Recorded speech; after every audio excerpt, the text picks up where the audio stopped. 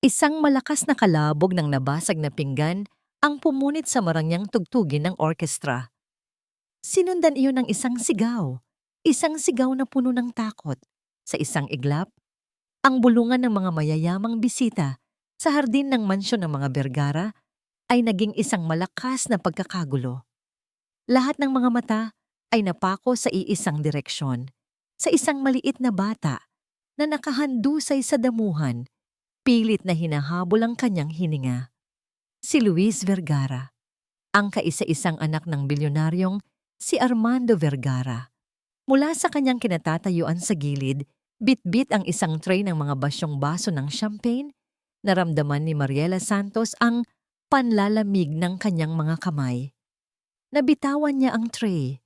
Ang malakas na tunog ng pagbasag ng mga kristal sa kanyang paanan ay hindi man lang niya narinig. Ang tanging nakikita niya ay ang papalubog na liwanag sa mga mata ng bata. Ang unti-unting pangingitim ng mga labi nito. Ang desperadong pagkapit nito sa sariling lalamunan. Parang isang masamang panaginip na bumabalik. Diyos ko, hindi po. Wag po ulit. Ang amoy ng mamahaling pabango at bagong gupit na damo ay biglang napalitan ng amoy ng ospital. Ang malambing na tunog ng violin ay naging tunog ng makinang pilit na nagbibigay buhay. Ang mukha ng maliit na si Luis ay naging mukha ng kanyang ama. Ang kanyang tatay, nakahiga sa kama ng ospital, ganun na ganun din ang hitsura. Hirap na hirap huminga. Nagmamakaawa ang mga mata. Isang simpleng allergic reaction na minamaliit ng mga doktor hanggang sa huli na ang lahat. Tulungan niyo siya. Tumawag kayo ng doktor. Sigaw ng isang babaeng nakaeleganteng bestida. Nasaan ang mga gwardya? Bakit walang gumagalaw? Nakita ni Mariela ang pagkalito sa mukha ng personal na doktor ng pamilya. Nakita niya ang takot sa mga mata ng mga bodyguard na nakapalibot sa bata. Walang nakakaalam kung anong gagawin. Ang alaala ng huling hininga ng kanyang ama ay parang kidlat na gumising sa kaluluwa ni Mariela. Hindi niya hahayaang maulit ito. Itinulak niya ang mga bisitang nakaharang sa daan. Walang pumansin sa kanya. Isa lamang siyang waiter na nakauniforme, isang anino sa gitna ng karangyaan. Pero nang marating niya ang bata, ang anino ay nagkaroon ng boses. Isang boses na puno ng awtoridad na hindi niya alam na taglay niya. Igilid niyo siya. Bigyan niyo siya ng espasyo. Napatingin sa kanya ang lahat. Ngunit bago pa man may makapagsalita, lumuhod na si Mariela sa tabi ni Luis. Mabilis niyang sinuri ang sitwasyon. Namumutla. Mahinang pulso. Nahihirapang huminga. Anaphylactic shock. Katulad ng nangyari kay tatay. Kailangan niya ng epinephrine. Ngayon na. Sigaw niya sa natatarantang doktor. May dala ba kayong EpiPen? Umiling ang doktor. Naiwan ko sa klinika, hindi ko inaasahan na. Wala na tayong oras. Ginalaw ni Mariela ang bata sa tamang posisyon. Ginamit niya ang lahat ng natutunan niya sa kanyang mga panggabing klase sa nursing. Ang lahat ng mga librong binasa niya hanggang madaling araw. Ang lahat ng pangarap niyang mailigtas, ang iba sa sakit na kumitil sa buhay ng kanyang ama. May nakakain ba siyang mani o hipon? Tanong niya sa isang yaya na umiiyak sa tabi. Yung cake po, ma'am. May peanut butter frosting po pala. Inilagay ni Mariela ang kanyang mga kamay sa tiyan ng bata, sa ilalim lamang ng mga tadyang. Ginamit niya ang puwersa ng kanyang katawan para itulak ito pataas. Isang beses, 2 beses. Heimlich maneuver. Sa ikatlong tulak, isang maliit na piraso ng pagkain ang lumabas mula sa bibig ni Luis. Huminga ito ng malalim. Isang tunog na parang musika sa pandinig ni Mariela. Ngunit alam niyang hindi pa tapos ang laban. Hindi pa siya ligtas. Kailangan siyang dalhin sa ospital ngayon din. Sigaw niya, ang kanyang boses ay nangingibabaw sa lahat. Maaring bumalik ang atake anumang oras. Noon lamang tila natauhan ang lahat. Nagmamadaling binuhat ng mga bodyguard ang bata at isinakay sa pinakamalapit na sasakyan. Sumunod ang doktor at ang ilan sa mga miyembro ng pamilya. Naiwan si Mariela. Nakaluhod pa rin sa damuhan. Nanginginig ang buong katawan. Basang-basa ng pawis ang kanyang uniforme. May mga piraso ng nabasag na salamin sa paligid ng kanyang mga paa. Doon, sa gitna ng katahimikan na biglang bumalot sa hardin, naramdaman niya ang isang pares ng mga mata na nakatitig sa kanya. Dahan-dahan siyang nag-angat ng tingin. Si Armando Vergara. Nakatayo siya roon na parang isang estatwa. Matangkad, makisig, ngunit may aurang napakalamig. Ang kanyang mamahaling suit ay hindi man lang nagusot sa gitna ng kaguluhan. Ang kanyang mukha ay kalmado, ngunit ang kanyang mga mata ay matalim. Sinusuri ang bawat galaw ni Mariela na para bang isa siyang misteryong kailangang lutasin. Lumipas ang ilang oras sa ospital. Nakaupo lang si Mariela sa isang sulok ng waiting area. Yakap-yakap ang sarili. Tumanggi siyang umuwi. Kailangan niyang malaman kung ligtas na ang bata. Kailangan niyang siguraduhin na hindi mauulit ang bangungot ng nakaraan. Bumukas ang pinto ng emergency room. Lumabas ang doktor na may ngiti sa labi. "He's stable. The kid is going to be fine. Kung hindi dahil sa mabilis na first aid na ginawa sa kanya, baka hindi na siya umabot." Isang hininga ng ginhawa ang pinakawalan ni Mariela. Naramdaman niya ang pag-init ng kanyang mga mata. Isang butil ng luha ang pumatak sa kanyang kamay. Sa wakas, sa pagkakataong ito, may nagbago. "Miss Santos." Isang boses na malalim at malamig ang tumawag sa kanyang pangalan. Nilingon niya ito. Si Armando Vergara, nakatayo sa kanyang harapan. "Salamat sa ginawa mo para sa anak ko," sabi nito. Walang emosyon ang kanyang boses, ngunit nakita ni Mariela ang bahagyang pagbabago sa kanyang mga mata. Nawala ang lamig, napalitan ng isang bagay na hindi niya mawari. Pagtataka? Paghanga? "Ginawa ko lang po ang tama, sir." Mahinang sagot ni Mariela. Tumango si Armando. Tinitigan siya nito mula ulo hanggang paa. Ang kanyang murang sapatos, ang kanyang simpleng uniforme, ang kanyang mga kamay na nanginginig pa rin. "Hindi lang pasasalamat ang gusto kong ibigay sa'yo," sabi ni Armando. Ang kanyang mga mata ay nakapako sa mga mata ni Mariela. "Gusto kitang kunin bilang personal na tagapag-alaga ng anak ko." Ang mansyon ng mga Vergara ay hindi isang bahay. Isa itong palasyo na gawa sa salamin, bakal, at malamig na marmol. Habang naglalakad si Mariela sa pasilyo, kasunod ang isang unipormadong katulong, naririnig niya ang bawat yabag ng kanyang murang sapatos na umaalingaw-ngaw. Ang pakiramdam ay para siyang isang maliit na langgam na napadpad sa gitna ng isang malawak at tahimik na hardin. Napakataas ng kisame, napakalapad ng mga bintana.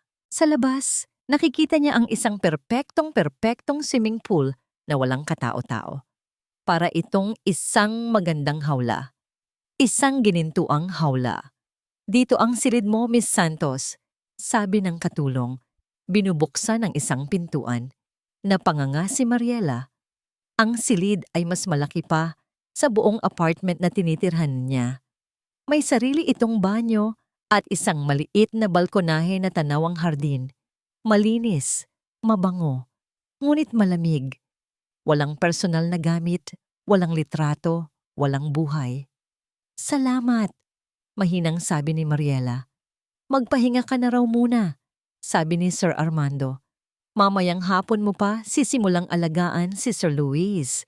Dagdag ng katulong bago magalang na umalis at isara ang pinto. Naiwan si Mariela sa gitna ng silid.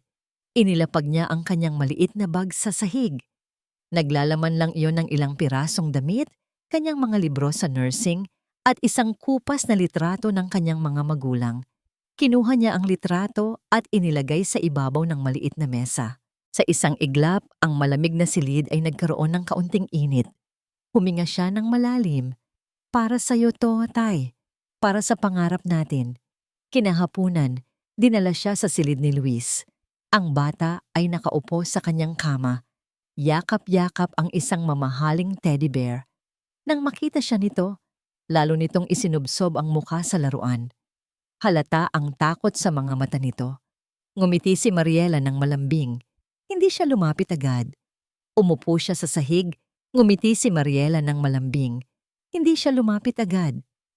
Umupo siya sa sahig, ilang talampakan mula sa kama, para maging kapantay ng bata.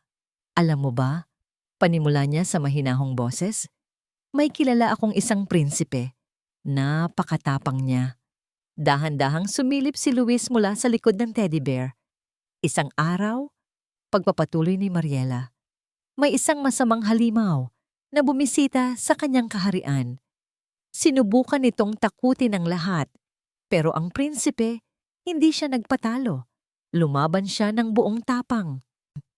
Nakita ni Mariela ang kislap ng interes sa mga mata ng bata. At dahil sa katapangan niya, natalo niya ang halimaw. Pagtatapos niya kasabay ng isang matamis na ngiti.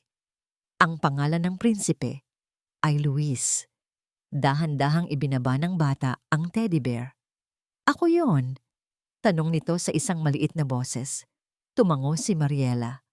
Oo, ikaw yon. Ikaw ang pinakamatapang na prinsipe na kilala ko. Sa unang unang pagkakataon, isang maliit at nahihiyang mamangiti ang sumilay sa mga labi ni Luis. Iyon ang pinakamagandang bagay na nakita ni Mariela sa buong araw. Sa kabilang bahagi ng mansyon, sa loob ng isang minimalistang opisina na puno ng mga monitor, nakaupo si Armando Vergara. Pinapanood niya ang lahat sa pamamagitan ng isang hidden camera. Nakita niya ang pagbabago sa ekspresyon ng kanyang anak. Nakita niya ang paraan ng pagngiti ni Mariela. Isang ngiti na hindi pilit. Isang ngiti na umabot sa mga mata. Napabuntong hininga siya. Ganoon na ganoon din ang ginagawa ng kanyang yumaong asawa. Kayang-kaya nitong paamuin ang anumang takot sa puso ni Luis sa pamamagitan lang ng isang kwento. Sa isang iglap, ang babaeng nasa screen ay hindi na lang basta isang estranghero. Nagkaroon ito ng pamilyar na anino. Biglang bumukas ang pinto ng silid ni Luis. Isang matinis na tunog ng takong ang bumasag sa katahimikan. So ikaw na pala ang bagong tagapag-alaga. Napalingon si Mariela. Isang babae na napakaganda at mukhang napakamahal ng kasuotan ang nakatayo sa may pintuan. Perpekto ang kanyang ayos, mula sa buhok hanggang sa kuko. Ngunit ang kanyang ngiti ay hindi umabot sa kanyang mga mata. Ako si Clara Reyes. Pagpapakilala nito, ang boses ay may halong autoridad. Executive Assistant ni Mr. Vergara. Tumayo si Mariela at bahagyang yumuko. Mariela Santos po. I've seen your file, sabi ni Clara habang sinusuri si Mariela mula ulo hanggang paa na para bang isa itong produktong hindi pumasa sa kalidad. Waitress, nursing student, malaking pag-angat yan para mag-alaga sa nag-iisang tagapagmana ng mga Vergara, hindi ba? Naramdaman ni Mariela ang kirot sa mga salita ni Clara. Nandito po ako dahil naniniwala si Sir Armando na matutulungan ko ang anak niya, ma'am.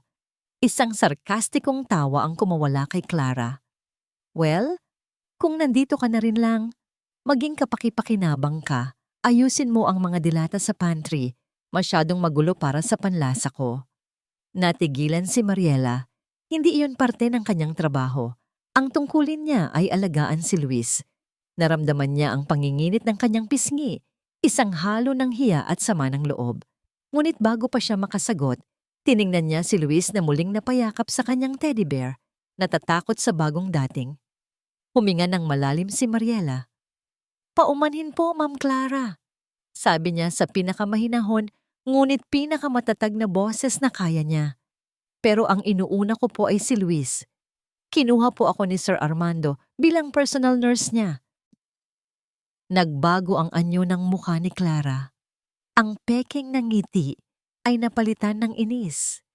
Akmang magsasalita na ito nang masakit ng isang malalim na boses ang pumuno sa silid. May problema ba rito, Clara? Pareho silang napalingon. Nakatayo sa may pintuan si Armando Vergara. Ang kanyang mukha ay kasing lamig ng yelo. Bakit mo pinapagawa sa personal nurse ni Luis ang trabaho ng katulong? Natigilan si Clara. Ang kanyang mukha na kanina'y puno ng pagmamataas ay biglang namutla.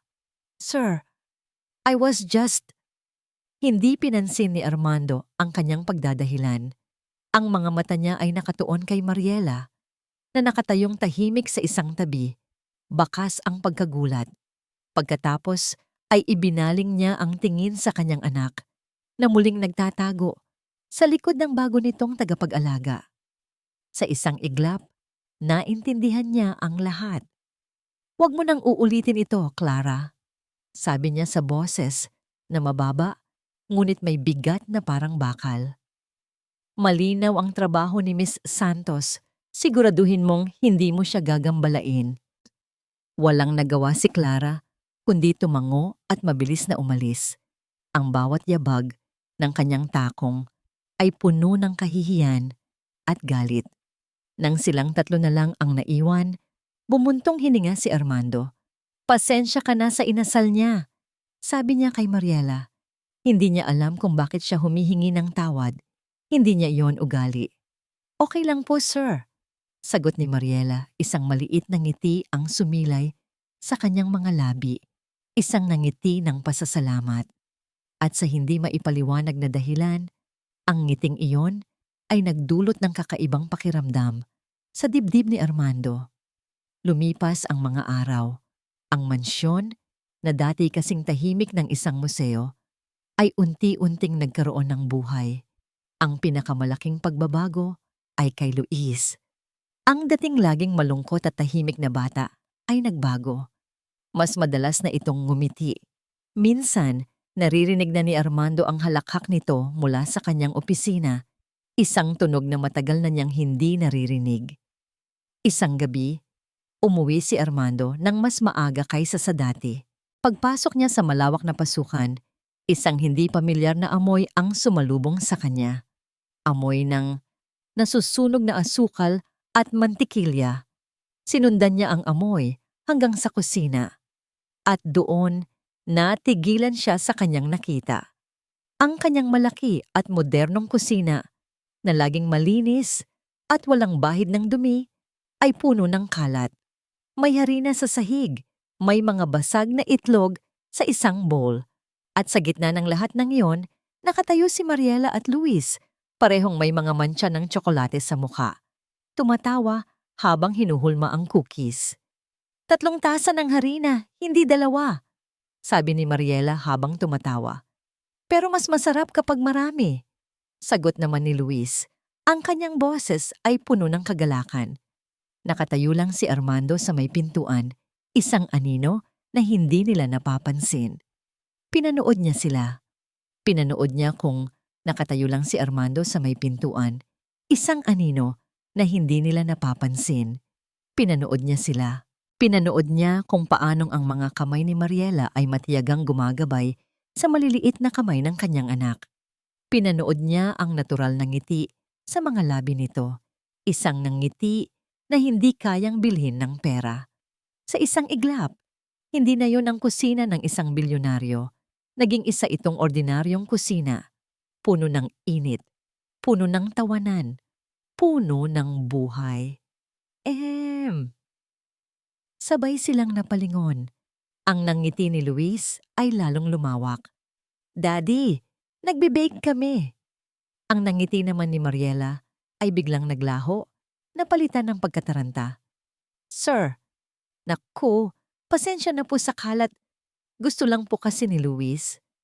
"It's okay," putol ni Armando. At nagulat siya sa sarili niyang boses. May lambing doon. "Anong ginagawa ninyo?" "Chocolate chip cookies," masayang sagot ni Luis. "Gusto mong tikman, Daddy? Si Yaya Mariela ang nagturo sa akin." Yaya Mariela, hindi Miss Santos. May kung anong kumurot sa puso ni Armando. Lumapit siya at kumuha ng isang cookie na medyo sunog ang gilid. Isinubo niya ito. Matamis, magaspang, hindi perpekto. Ngunit yun na yata ang pinakamasarap na pagkaing natikman niya sa loob ng maraming taon. Masarap, sabi niya habang nakatingin kay Mariela. Sa unang pagkakataon, hindi niya ito tinitignan bilang isang empleyado. Nakita niya ang babae sa likod ng uniforme. Nakita niya ang pag-aalala sa mga mata nito, ang pamumula ng kanyang mga pisngi. At nakita niya ang kagandahang hindi niya napansin noon. Kinagabihan, hindi makatulog si Armando. Pumasok siya sa kanyang opisina at binuksan ang drawer ng kanyang lamesa. Kinuha niya ang isang maliit na photo album, ang mga litrato ng kanyang yumaong asawa. Pareho sila. Ang parehong pasensya sa mga bata. Ang parehong init sa mga mata. Ang parehong kakayahang gawing tahanan ng isang bahay. Ngunit habang tinititigan niya ang mga litrato, napagtanto niyang hindi niya hinahanap ang kanyang asawa kay Mariela. Ang nararamdaman niya ay bago. Isang paghangang nagsisimulang mamukadkad. Kinabukasan, habang naglalakad siya sa pasilyo, nakita niya si Clara na seryosong kausap si Mariela. O mas tamang sabihing inuutusan ito. At pagkatapos mong i-check ang temperatura ni Luis, siguraduhin mong mailista mo ang lahat ng delivery na darating na ngayong araw. Ayokong may makalusot na kahit ano, sabi ni Clara. Ang boses ay puno ng awtoridad na hindi naman para sa kanya. Nakatayo lang si Mariela, hawak ang isang first aid kit at tahimik na tumatango. Ngunit nakita ni Armando ang pagkunot ng noo nito, ang bahagyang pag-igting ng kanyang mga balikat. Nakita niya na napipilitan lang itong sumunod para maiwasan ang gulo. Isang pamilyar na galit ang umakyat sa dibdib ni Armando. Galit sa pang-aabuso sa kapangyarihan, galit sa kawalan ng respeto. Clara. Ang boses niya ay hindi malakas, ngunit sapat na yon para mapatigil ang buong mundo ng dalawang babae. Agad na lumingon si Clara. Ang kanyang mukha ay nagbago, mula sa pagiging arogante tungo sa pagiging alisto. Sir Armando? Bati nito. Pilit na ngumingiti. Hindi pinansin ni Armando ang kanyang pagbati. Naglakad siya palapit. Ang kanyang presensya ay sapat na para maramdaman ng lahat ang bigat ng hangin. Huminto siya sa mismong harapan nila. Ano sa tingin mo ang ginagawa mo? Tanong niya. Ang mga mata ay nakapako kay Clara. I was just delegating tasks, sir, para masigurong maayos ang lahat. Ang trabaho mo ay tulungan ako sa mga bagay na may kinalaman sa kumpanya. Putol ni Armando. Ang boses ay nanatiling malamig at kontrolado. Ang trabaho ni Miss Santos ay alagaan ng anak ko. Sa susunod na makita kitang inuutusan siya sa mga bagay na walang kinalaman kay Luis. Baka gusto mong simulan nang maghanap ng bagong trabaho. Ang banta ay malinaw. Hindi nakatago. Direkta. Namutla si Clara na parang isang papel. Walang salitang lumabas sa kanyang bibig. Nagmamadali siyang yumuko at halos patakbong umalis. Naiwan si Mariela na nakatayo roon, hindi makapaniwala sa kanyang nakita. Nakatingin siya kay Armando. Ang kanyang mga mata ay nagtatanong. Salamat po ulit, sir, sabi niya. Ang boses ay bahagyang nanginginig. Tumingin si Armando sa kanya. Ang galit sa kanyang mukha ay dahan-dahang nawala, napalitan ng isang bagay na mas malambot. Huwag kang mag-alala, sabi niya. Hanggat ginagawa mo ng maayos ang trabaho mo para sa anak ko, ako ang bahala sa'yo. Pagkatapos ay tinalikuran na niya ito at nagpatuloy sa paglakad. Ngunit habang papalayo, isang maliit at hindi inaasahang nangiti ang sumilay sa kanyang mga labi. Ang pakiramdam ng pagprotekta sa kanya ay magaan. Tama. Mula sa di kalayuan, sa likod ng isang haligi, nakatayo si Clara. Pinanood niya ang buong pangyayari. Pinanood niya ang pag-alis ni Armando at ang naiwang si Mariela na may ekspresyon ng paghanga sa mukha. Naramdaman ni Clara ang pag-akyat ng lason sa kanyang dibdib. Selos, poot, inis ang babaeng yon. Ang hamak na waiter na yon. Sa loob lamang ng ilang linggo, nagawa nitong makuha ang atensyon na matagal na niyang pinapangarap. Ang pwesto na matagal na niyang pinaghihirapan. Hindi siya papayag. Kinuyom niya ang kanyang mga kamao Ang kanyang mga kuko ay bumaon sa kanyang palad. Kung hindi niya kayang talunin ang anghel, sisirain niya ang mga pakpak nito. Sisirain niya ito sa paraang hinding-hindi na nito magagawang lumipad muli. Dahil sa gabing iyon, habang si Armando ay nakatayo sa kanyang balkonahe at pinapanood ang mga bituin, isang pangalan ang paulit-ulit na tumatakbo sa isip niya. Mariela. Sa unang pagkakataon, bulong niya sa hangin. Naramdaman kong muling may buhay ang bahay na to dahil sa kanya. Ang mansyon ay hindi na kasing lamig ng dati. Iyon ang laging naiisip ni Armando sa tuwing umuuwi siya. May mga bagong halaman sa mga paso. May amoy ng bagong lutong pagkain na nanunuot mula sa kusina. At may tunog ng tawanan, ang halakhak ni Luis na sinasabayan ng mahinang tawa ni Mariela. Para sa isang taong nasanay sa katahimikan, ang mga pagbabagong yon ay parang musika. Isang musikang dahan-dahang nagpapagaling sa isang pusong matagal ng manhid. Ngunit isang hapon, isang maling nota ang sumira sa perpektong himig. Naglalakad si Armando papunta sa kanyang opisina nang madaanan niya si Clara sa telepono. Nakatayo sa isang sulok ng pasilyo. Hindi siya nito napansin. Akma na sana siyang lalagpas nang marinig niya ang ilang salita na nakakuha ng kanyang atensyon. Sigurado ka ba sa impormasyon mo? Mahinang sabi ni Clara sa kausap. Ang kanyang boses ay puno ng pag-aalala. Hindi. Ayokong isipin na ganoon siyang klase ng tao. Sige. I-update mo ako. Salamat. Mabilis nitong ibinaba ang telepono nang makita si Armando. Ngumiti ito, ngunit isang pilit na ngiti. Sir, kanina pa po kayo. Kararating ko lang, sagot ni Armando. Sinusubukan na huwag ipahalata ang kanyang kuryosidad. Mukhang seryoso ang pinag-uusapan ninyo. Wala po yon, sir. Personal na bagay lang. Mabilis na sagot ni Clara. Umiiwas ng tingin. Ngunit nakita ni Armando ang pag-aalala sa mga mata nito. At ang pag-iwas nito ay mas lalong nagtanim ng isang maliit na binhi ng tanong sa kanyang isipan. Ang binhing iyon ay nagsimulang tumubo kinabukasan. Pumasok siya sa silid-aklatan para kumuha ng isang libro. Naabutan niya si Mariela doon. Nag-aayos ng mga gamit ni Luis. Ngumiti ito sa kanya. Ang parehong ngiti na nagpapagaan ng kanyang pakiramdam sa mga nakalipas na linggo.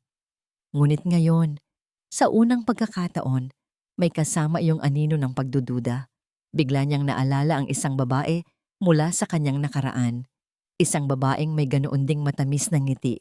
Isang babaeng nagpakita ng kabaitan at simpleng pamumuhay para lang lokohin siya at tangay ng isang malaking halaga mula sa kanyang kumpanya. Ang lahat ba ng nakikita ko ay totoo? Kinuyom niya ang kanyang kamao. Ang sakit ng katrayduran ay isang lason na kapag pumasok sa iyong sistema, hindi na tuluyang nawawala. Kinagabihan, habang papunta siya sa kusina para kumuha ng tubig, may napansin siyang isang puting papel na nakausli mula sa basurahan sa ilalim ng lababo. Kinuha niya ito, isang resibo mula sa isang napakamahal na butik sa mall. Isang handbag na nagkakahalaga ng halos 6 na buwang sahod ni Mariela bilang waiter.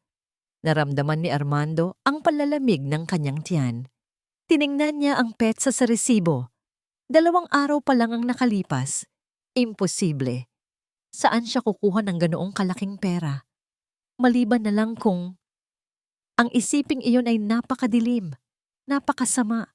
Ngunit hindi niya mapigilang mabuo sa kanyang isipan. Ang kanyang pakikitungo kay Mariela ay nagbago. Nawala ang mga ngangiti. Ang kanyang mga sagot ay naging maikli at walang emosyon. Nagsimula siyang magtanong.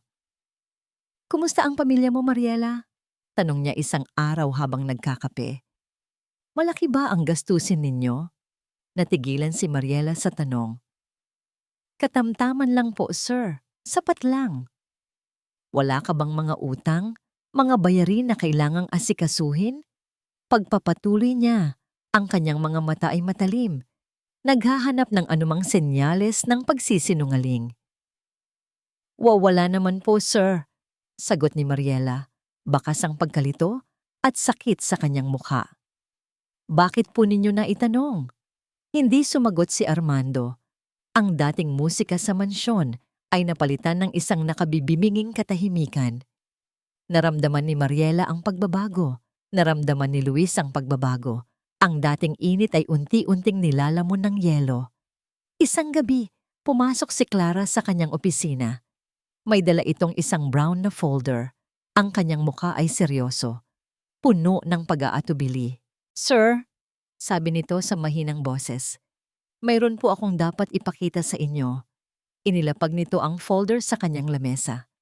"Nag-aalala na po kasi ako," pagpapatuloy ni Clara, na para bang napipilitan lang siyang gawin ito. "Kaya, nagbaka sakali po akong kumuha ng isang private investigator para lang masigurong ligtas kayo. Ligtas si Luis." Binuksan ni Armando ang folder, mga litrato, mga dokumento, at isang buod ng ulat sa pinakaunang pahina. Tinitigan niya ito, ang kanyang mga mata ay nanlilisik habang binabasa ang bawat salita. "Sir, ayoko sanang ipakita to," sabi ni Clara. Ang kanyang boses ay puno ng pekeng awa. "Pero bilang tapat na empleyado ninyo, kailangan niyong malaman. May malaki siyang pagkakautang bago pa man niya makilala si Luis."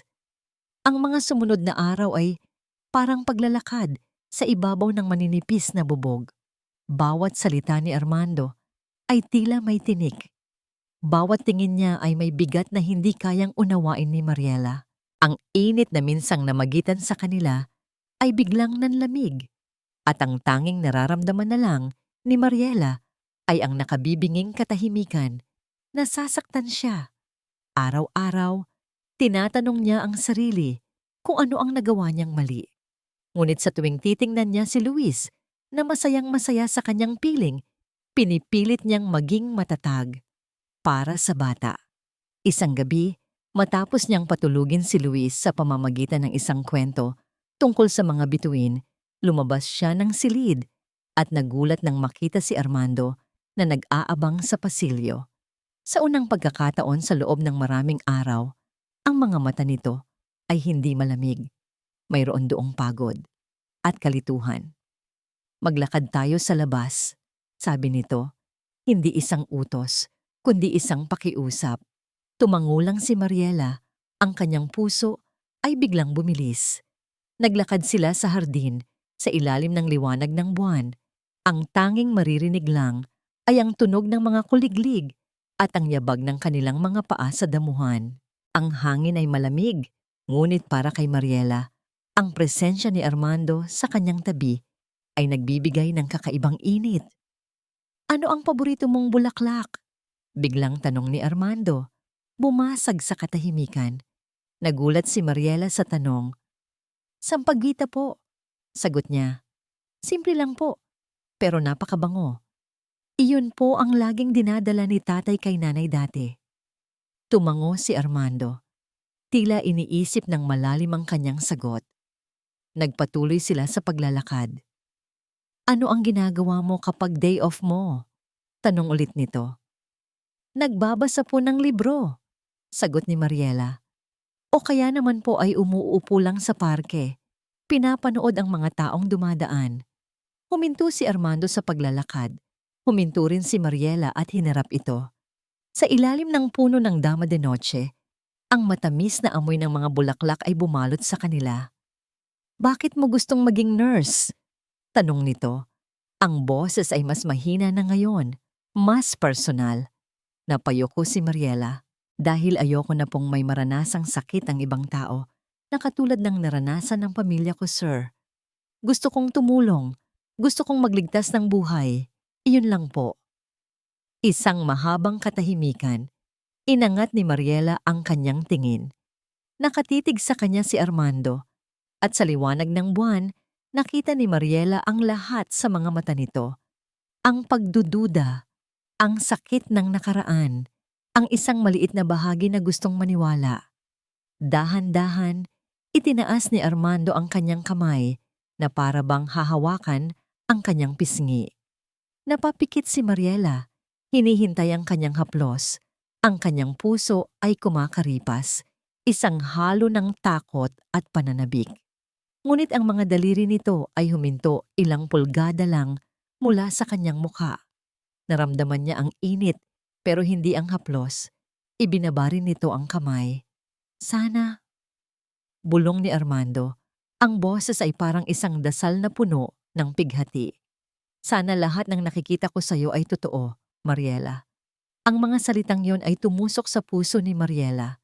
Isang bahagi niya ang nalito, ngunit isang mas malaking bahagi ang umasa. Ito na ba yon? Ang simula ng pagbasag ng pader na nakapalibot sa puso nito? Totoo po lahat, sir.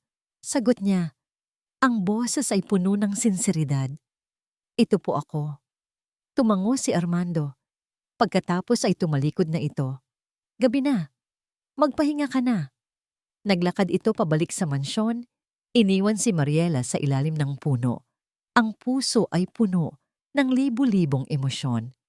Habang naglalakad siya pabalik sa kanyang silid, hindi niya mapigilan ang maliit na ngiti sa kanyang mga labi. Ang gabing iyon ay isang pangarap. Isang panaginip na sana'y maging simula ng isang bagong umaga. Sa wakas, naramdaman niyang may pag-asa.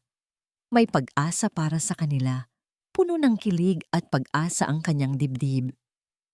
Pumasok siya sa kanyang silid at isinara ang pinto. Hindi alam na sa kabilang dingding, sa loob ng opisina nito, nakatayo si Armando Vergara sa dilim. Hindi siya nakatingin sa buwan.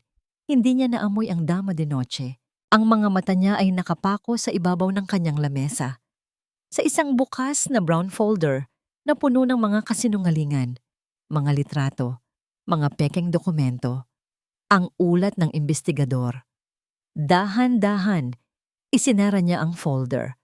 Ang tunog niyon sa katahimikan ng gabi ay parang isang paghatol, isang pinal na desisyon. Kinabukasan, gumising si Mariela na may ngiti sa mga labi. Ang bigat na kanyang dinadala sa mga nakalipas na araw ay tila naglaho. Puno ng pag-asa, sinimulan niya ang kanyang araw. Inasikaso niya si Luis, nagbasa sila ng libro at naglaro sa hardin. Bawat tawa ng bata ay nagpapatibay sa kanyang nararamdaman. Dito siya nabibilang.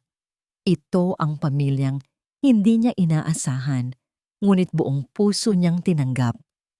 Tanghali na nang ipatawag siya ng isang katulong. Pinapatawag po kayo ni Sir Armando sa kanyang opisina. Tumango si Mariela. Ang puso ay bahagyang kumabog.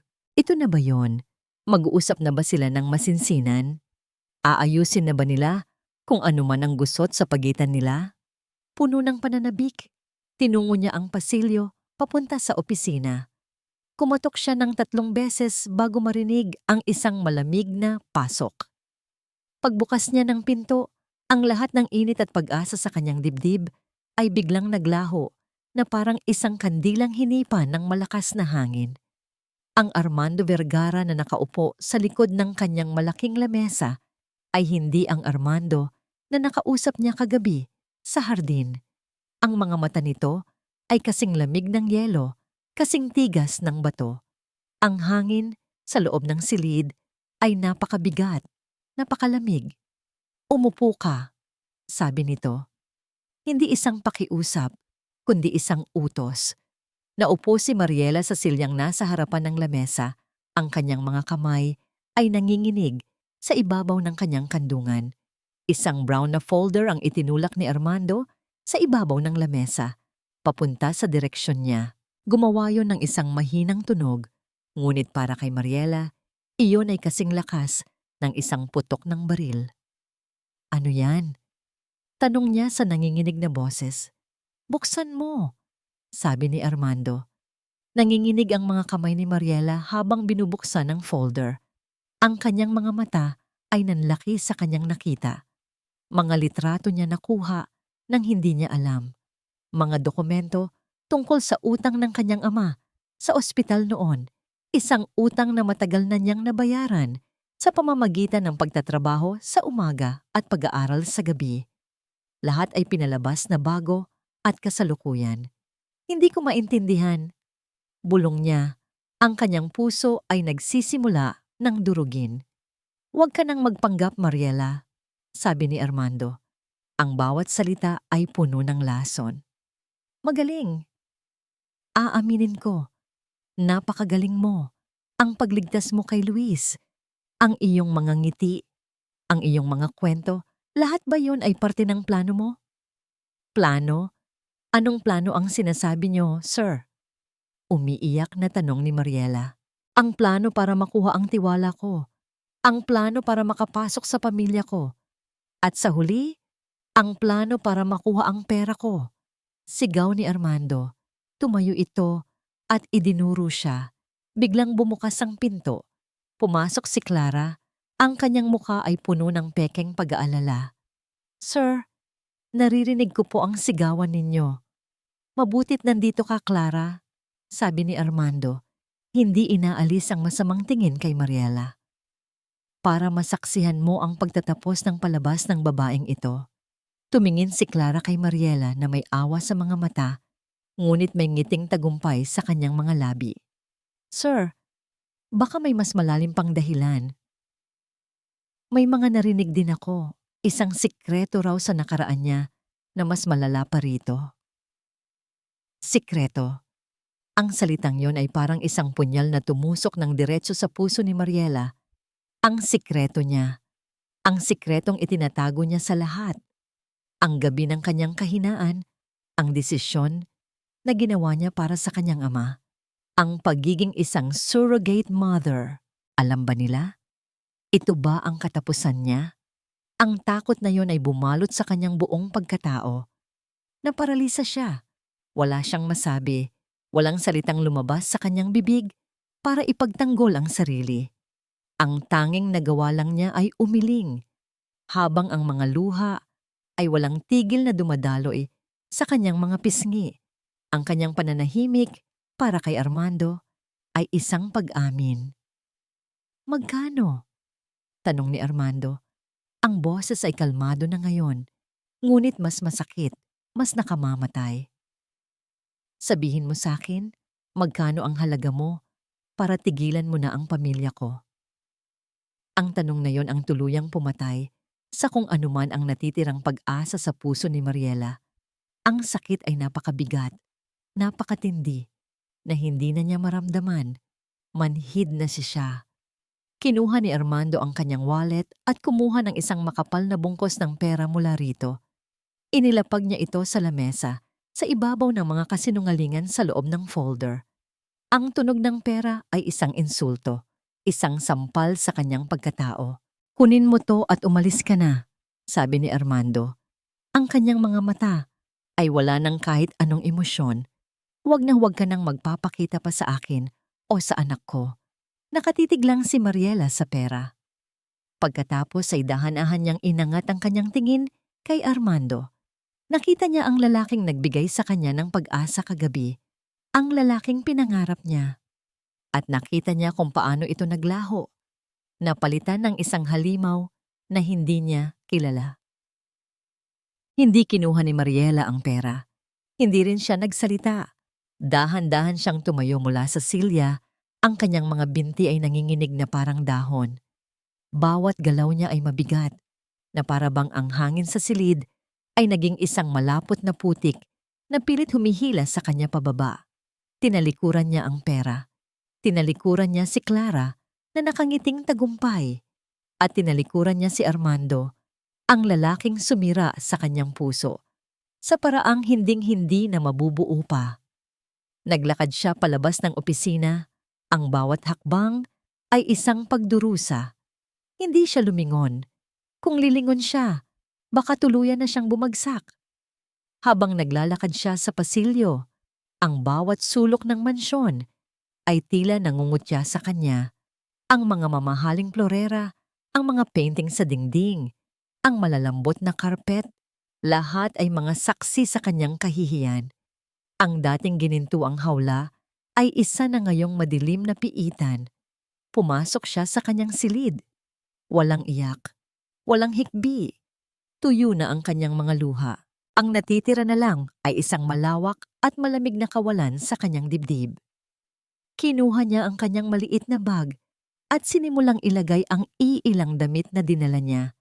Ang kanyang mga kamay ay gumagalaw na parang makina. Nahinto ang kanyang tingin sa ibabaw ng mesa.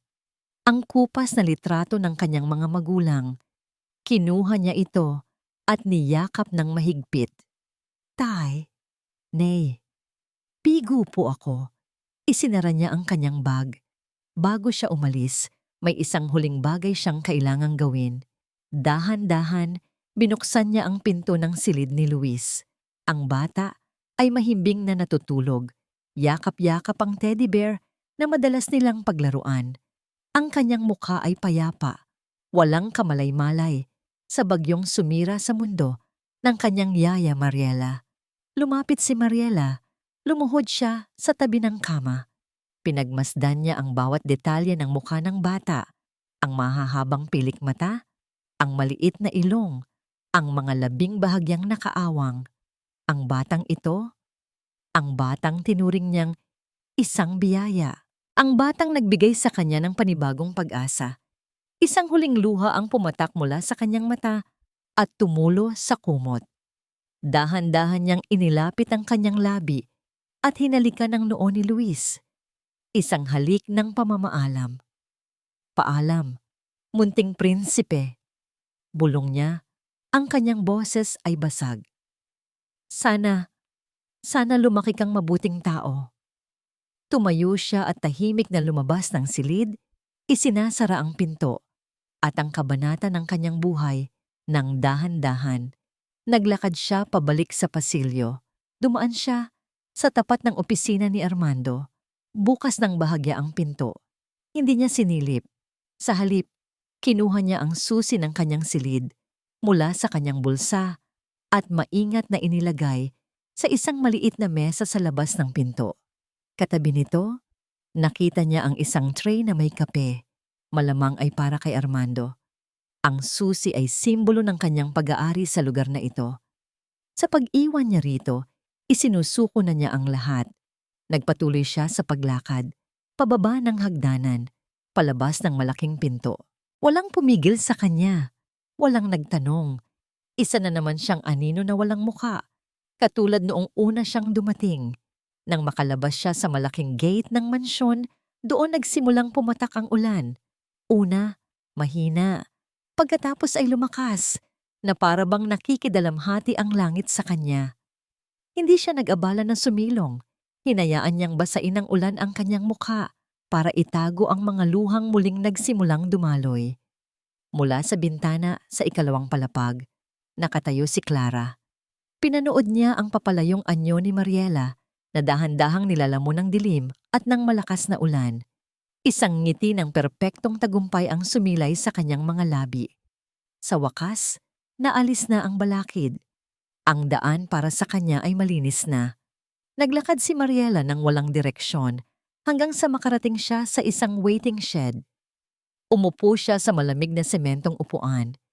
Niyakap niya ang kanyang sarili para labanan ang ginaw, ngunit ang lamig ay hindi nagmumula sa labas. Nagmumula ito sa loob. Wala na siyang trabaho, wala na siyang pangarap, wala na siyang pag-ibig. Umupo siya roon, basang-basa, nag-iisa, tinitingnan ang mga sasakyang dumadaan, ang mga ilaw na sumasayaw sa basang kalsada. Umiiyak, hindi dahil sa sakit, kundi dahil sa kawalan. Sa unang pagkakataon sa kanyang buhay, naramdaman niyang wala na siyang babalikan. Wala nang natitira, na wala na ang musika sa mansyon. Ang halakhak ni Luis ay napalitan ng walang tigil na pag-iyak. Ang amoy ng bagong lutong pagkain ay napalitan ng nakabibinging katahimikan. Para kay Armando, ang kanyang tahanan ay muling naging isang malamig at walang buhay na museo. Nasaan si Yaya Mariela? Iyak ni Luis tuwing umaga. Daddy, gusto ko si Yaya Mariela. Bawat hikbi ng kanyang anak ay parang isang karayom na tumutusok sa konsensya ni Armando. May pinuntahan lang siya, anak. Babalik din siya. Pagsisinungaling niya. Ngunit kahit siya ay hindi naniniwala sa sarili niyang mga salita. Lumipas ang 2 araw. 2 araw ng impyerno. Hindi makatulog ng maayos si Armando. Sa tuwing ipipikit niya ang kanyang mga mata, ang nakikita niya ay ang mukha ni Mariela. Ang mukha na puno ng sakit at pagkabigo. Ang mga mata nitong basang-basa ng luha. Bakit hindi siya nagsalita? Bakit hindi niya ipinagtanggol ang kanyang sarili? Isang bahagi niya ang nagsasabing, tama ang ginawa niya. Pinoprotektahan lang niya ang kanyang anak at ang kanyang sarili mula sa isa na namang manloloko. Ngunit isang mas malaking bahagi, isang bahaging nagsimulang tumibok muli dahil kay Mariela, ang sumisigaw na nagkamali siya. Isang malaking pagkakamali. Hindi na niya matiis. Kailangan niya ng patunay. Kailangan niyang patunayan sa kanyang sarili na tama ang kanyang desisyon para matahimik na ang kanyang kalooban. Hapon na. Pumasok siya sa kanyang opisina at muling binuksan ang brown na folder na iniwan ni Clara. Tinitigan niyang muli ang mga litrato, ang mga pekeng dokumento. Napaka-perpekto, masyadong perpekto. Isang bagay ang hindi tama. Tinawagan niya ang pinagkakatiwalaan niyang hepe ng seguridad. Gusto kong imbestigahan mo ang lahat ng nasa folder na ito, bawat detalye. At gusto kong malaman kung sino ang private investigator na kinuha ni Clara Reyes. Habang naghihintay, naging miserable ang bawat oras. Para siyang isang kriminal na naghihintay ng kanyang hatol. Pumunta siya sa silid ni Mariela. Ang silid ay malinis na. Inayos na ng mga katulong. Ngunit ang amoy nito ay naiwan pa rin. Isang banayad na amoy ng sampagwita. Sa ibabaw ng mesa, wala na ang litrato ng mga magulang nito. Ngunit may isang bagay na naiwan. Isang maliit at kupas na libro ng mga kwentong pambata. Ang librong madalas niyang marinig na binabasa nito para kay Luis. Binuklat niya ito. Sa unang pahina may sulat kamay. Para sa aking nag-iisang Mariela, huwag mong kalimutang laging may mahika sa mundo. Nagmamahal, tatay. Naramdaman ni Armando ang pagbara sa kanyang lalamunan. Kinagabihan, pumasok ang hepe ng seguridad sa kanyang opisina. Ang mukha nito ay seryoso. Sir, inimbestigahan po namin ang mga dokumento ng utang. Peke po. Binayaran na po iyon ni Miss Santos 3 taon na ang nakalipas at ang private investigator, walang record ng ganoong ahensya, mukhang gawa-gawa lang po lahat. Ang mga salita ay parang isang malakas na sampal sa mukha ni Armando. Ang sahig ay tila gumuho sa kanyang paanan. Tama ang kutob niya. Mali siya. Pinaniwalaan niya ang isang kasinungalingan. Hinusgahan niya ang isang inosenteng tao. Sinaktan niya ang babaeng. Hindi niya matapos ang nasa isip. Masyadong masakit. Salamat, sabi niya sa mahinang boses. Nang makaalis ang hepe ng seguridad, ibinagsak ni Armando ang sarili sa kanyang upuan. Napasabunot sa sariling buhok. Anong nagawa ko?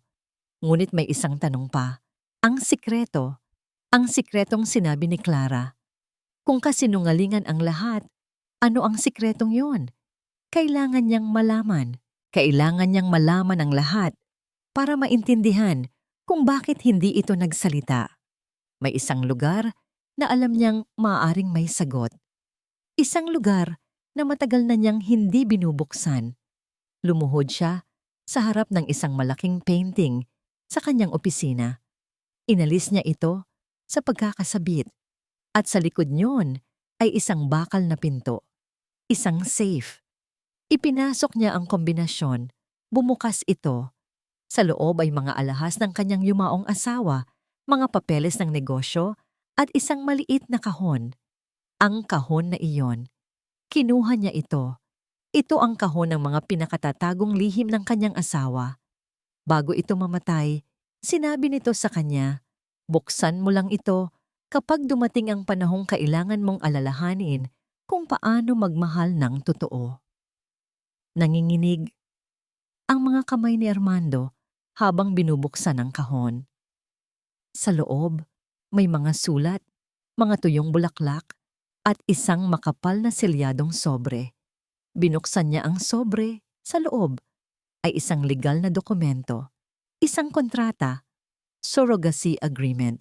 Binasa niya ang mga detalye, ang mga pirma, at pagkatapos, sa huling pahina, nakita niya ang pangalan at litrato ng babaeng nagdala sa kanyang anak sa loob ng 9 na buwan. Ang babaeng nagbigay buhay kay Luis. Ang kanyang mundo ay huminto. Ang kanyang paghinga ay tumigil. Mariela Santos, isang mas bata, mas payat na Mariela, ngunit ang mga mata, ang parehong mga mata na puno ng kabutihan at pangarap. Lahat ng piraso ay biglang nagkadugtong-dugtong sa isang napakasakit na paraan. Ang sikreto. Ang dahilan kung bakit hindi ito makapagsalita. Ang dahilan kung bakit ganito na lang ang koneksyon nito kay Luis. Hindi lang niya iniligtas ang bata minsan. Siya ang nagbigay buhay dito. Isang malakas na sigaw ng pagdurusa at pagsisisi ang kumawala mula sa lalamunan ni Armando. Hinagis niya ang lahat ng nasa ibabaw ng kanyang lamesa. Ang galit niya ay hindi para kay Clara, hindi para sa mundo, para sa kanyang sarili. Tinawagan niya si Clara sa intercom. "Pumunta ka rito, ngayon din." Nang pumasok si Clara na may ngiti sa labi, sinalubong siya ng isang bagyo. Ibinato ni Armando ang mga pekeng dokumento sa mukha nito. "Umalis ka sa pamamahay ko. Huwag na huwag ka nang magpapakita sa akin. Ever." Ngunit hindi na niya hinintay ang sagot nito. Wala na siyang pakialam. Isang bagay lang ang nasa isip niya. Mariela. Kinuha niya ang susi ng kanyang sasakyan at tumakbo palabas ng opisina, palabas ng mansyon. Sumakay siya sa kotse. Pumatak muli ang ulan. Katulad ng gabing umalis ito. Pinaandar niya ang makina. Ang mga gulong ay umikit sa basang kalsada. Kailangan niyang mahanap si Mariela. Kailangan niyang sabihin sa kanya ang lahat. At kailangan niyang humingi ng tawad kahit pa alam niyang huli na ang lahat. Ang apartment na tinutuluyan ni Mariela ay nasa isang eskinita sa Maynila. Maliit, masikip, at sa mga nakalipas na araw, naging saksi ito sa kanyang tahimik na pagdurusa. Nakahiga siya sa kanyang kama, nakatitig sa kisame. Hindi na siya umiiyak, wala nang luhang lumalabas. Ang nararamdaman na lang niya ay isang malalim na pagod. Pagod sa katawan, pagod sa puso. Pinipilit niyang maghanap ng trabaho sa araw, kahit anong trabaho, para lang may makain. Ngunit sa gabi, kapag mag-isa na lang siya, bumabalik ang lahat. Ang mukha ni Armando na puno ng galit. Ang mga salita nitong tumusok sa kanyang pagkatao. At ang mukha ni Luis, ang mukha ng batang hindi na niya muling makikita. Isang malakas na katok sa pinto ang pumutol sa kanyang pag-iisip. Sino naman kaya iyon? Wala siyang inaasahang bisita. Nag-aatubili siyang tumayo. Dahan-dahan siyang lumapit sa pinto. "Sino yan?" tanong niya. Walang sumagot. Ang tanging naririnig niya lang ay isa pang katok. Mas malakas, mas apurado. Napakunot ang kanyang noo. Dahan-dahan niyang binuksan ang pinto. At ang kanyang mundo ay muling huminto. Nakatayo sa labas, basang-basa ng ulan, si Armando Vergara. Ang kanyang mamahaling damit ay gusot, ang kanyang buhok ay magulo. Ngunit ang pinakaiba sa lahat ay ang kanyang mga mata. Wala na ang lamig, wala na ang galit. Ang naroon ay isang emosyong hindi pa niya nakikita dati, isang malalim, nakalulunod na pagsisisi. Nang bumukas ang pinto, ang lahat ng inihanda niyang sasabihin ay naglaho. Nakatayo sa harapan niya si Mariela. Mas payat, mas maputla. Ang dating kislap sa mga mata nito ay wala na. Napalitan iyon ng isang blangkong tingin. Ang babaeng sinaktan niya. Ang babaeng dinurog niya. Heto sa kanyang harapan. At ang bigat ng kanyang kasalanan ay tila isang malaking bato na dumagan sa kanyang dibdib. "Mariela," iyon lang ang salitang lumabas sa kanyang bibig. Isang bulong na puno ng sakit. Akma nang isasara ni Mariela ang pinto. Ayaw na niya. Pagod na siya. Ngunit isang kamay ang pumigil dito. Ang kamay ni Armando. "Please," sabi nito. Ang boses ay basag. "Kailangan nating mag-usap." "Wala na po tayong dapat pag-usapan, sir," sagot ni Mariela. Ang boses ay walang emosyon. "Umalis na po kayo." "Hindi ako aalis," sabi ni Armando. Ang kanyang mga mata ay nagmamakaawa. "Hindi ako aalis hanggat hindi mo ako pinakikinggan. Kahit pagkatapos nito ay isara mo ang pinto ng tuluyan. Pakinggan mo muna ako." Isang mahabang katahimikan. Nakita ni Mariela ang desperasyon sa mukha nito. Nakita niya ang ulan na tumutulo mula sa buhok nito.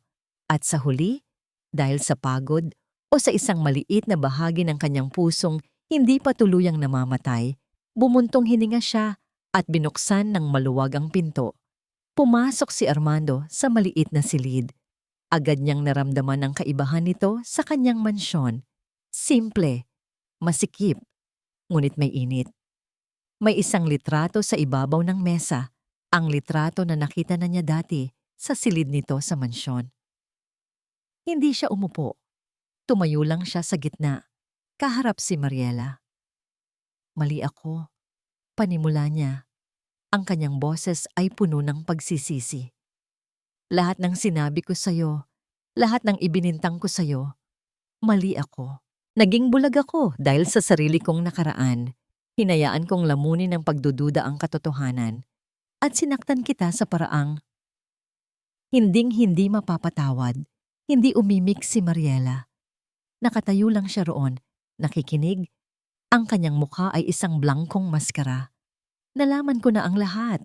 Pagpapatuloy ni Armando. "Ang tungkol kay Clara, ang mga pekeng ebidensya, wala na siya. Pero hindi iyon ang pinakamahalaga." Huminga siya ng malalim, naghahanda para sa pinakamabigat na salitang bibitawan niya sa buong buhay niya. "Alam ko na rin ang tungkol sa sikreto mo, Mariela."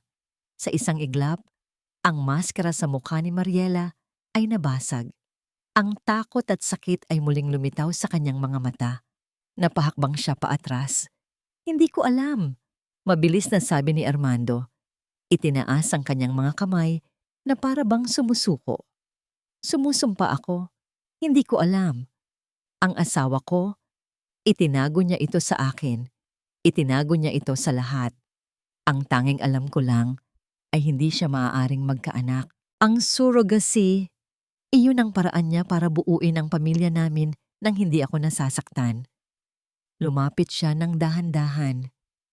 "Mariela, nang gabing iyon sa ospital, hindi mo lang iniligtas ang anak ko. Iniligtas mo ang anak mo." Ang mga salitang iyon ay tumama kay Mariela na parang isang malakas na alon. Napahawak siya sa dingding para suportahan ang sarili. Ang kanyang mga binti ay biglang nanghina. Luis, ang batang may mga matang katulad ng sa kanya. Ang batang naramdaman niya ang isang kakaibang koneksyon mula pa sa simula. Ang batang minahal niya na parang sarili niyang anak. Dahil anak niya nga ito. Ang lahat ng luha na akala niya'y naubos na ay biglang bumuhos na parang isang sirang dam. Napaupo siya sa sahig, humahagulgol, hindi dahil sa sakit, kundi dahil sa isang napakatinding emosyon na hindi niya mapangalanan. Isang halo ng pagkabigla, pighati, at isang maliit na kislap ng pag-unawa. Lumuhod si Armando sa kanyang harapan. Sa unang pagkakataon, ang bilyonaryong si Armando Vergara ay lumuhod. "Patawarin mo ako," bulong niya. Ang kanyang sariling mga luha ay nagsisimula ng tumulo. "Patawarin mo ako sa lahat ng sakit na idinulot ko sa'yo. Hindi mo lang siya isinilang, Mariela. 2 beses mo siyang binigyan ng buhay. At ang isinukli ko sa'yo ay paghuhusga at pananakit." "Hindi ko po alam," iyak ni Mariela. "Kung alam ko lang sana." "Ako rin," sabi ni Armando. "Kung alam ko lang sana, hindi ko sana hinayaang masira ang lahat." Natahimik sila sa gitna ng silid. Ang tanging maririnig lang ay ang kanilang mga hikbi at ang patak ng ulan sa labas. Ito ang kanilang paghuhukom. Isang paghuhukom na walang panalo o talo.